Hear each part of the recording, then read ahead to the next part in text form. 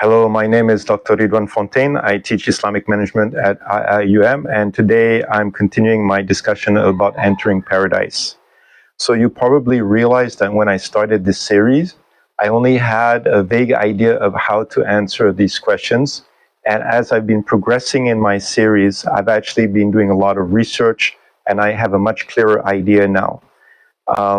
So far, what we've talked about is there are certain reasons why we should be optimistic about entering paradise. And that's when we make the conscious decision to obey Allah subhanahu wa ta'ala and His Messenger.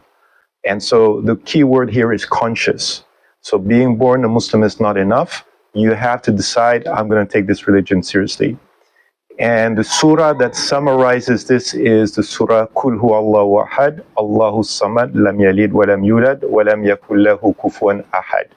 If you understand that surah, inshallah, you understand what it means or what is necessary in order to enter paradise. On the other hand, there are certain things which are making it difficult for us to enter paradise. And this has to do a lot with peer pressure, pressure from commercial organizations. Today we're going to talk about pressure at the workplace, and these tends to focus on unconscious manipulations that people are trying to exert on you.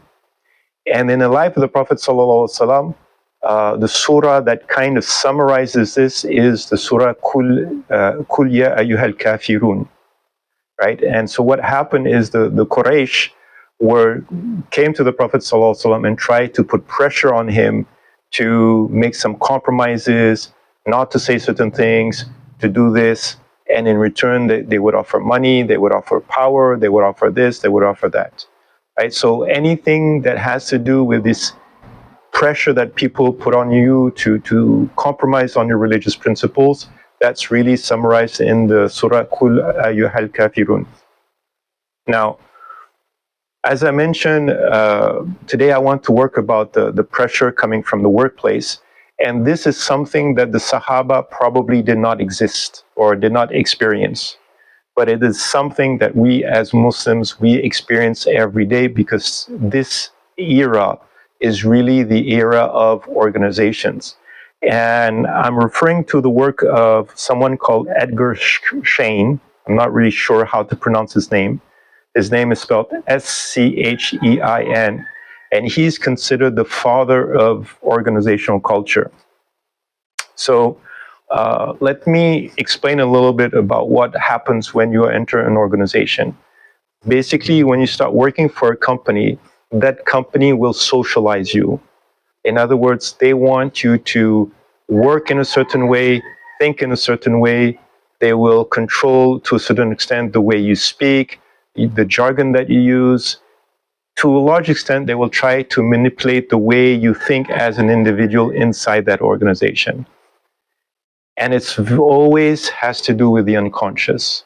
And just to share a personal experience, a few years ago when I was working in Shah Alam, I was working in a company called MSU, and I was a head of department there, so I had some subordinates. And after a couple of years, I left and I joined IIUM. One of my colleagues at MSU was a psychologist. So, she knew me, but she also understood psychology. And then after I joined IIUM, of course, I entered the IIUM culture, and, it's very, very different from MSU. And she came and visited me with a couple of other colleagues. So she came to UIA. And we spoke for about 10, 15 minutes. And at the end of that conversation, she said to me, "You are a completely different person than when you were in MSU." I was shocked. And I actually didn't know what to say. But I've thought about her comments many, many, many times. Essentially, Ridwan at MSU was one person, and then Ridwan at IIM was a different person. Now, obviously, I was not aware of those changes, right? But the changes were so significant that as a psychologist, she could notice the significant difference between one person and another person, okay? And I was completely unconscious of these changes.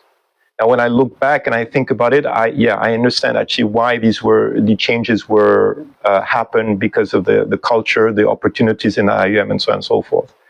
But you, as you're going through this transformation and you start entering the workplace, you are completely not aware of this transformation. It all happens at the unconscious level. So the advice that I always give my students and obviously that I give myself is you have to think very, very carefully about where you're going to work. And you have to understand that if you enter a workplace where there are negative values, you are going to pick up those negative values, guaranteed.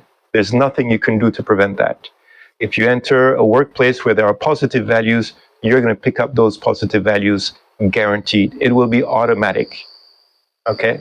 So that is something to think about, and hopefully one of the challenges that we have as Muslims is to find a good working place with the right values. And if you do that, inshallah, it makes it a lot easier to enter paradise. But if you start working for the wrong organization, they'll basically destroy your Islamic identity. That's something to think about. So the last video will be the next video, and then I will close the series, inshallah. But I think the next video will be very interesting. I'll see you later. Thank you very much. Assalamu alaikum wa barakatuh.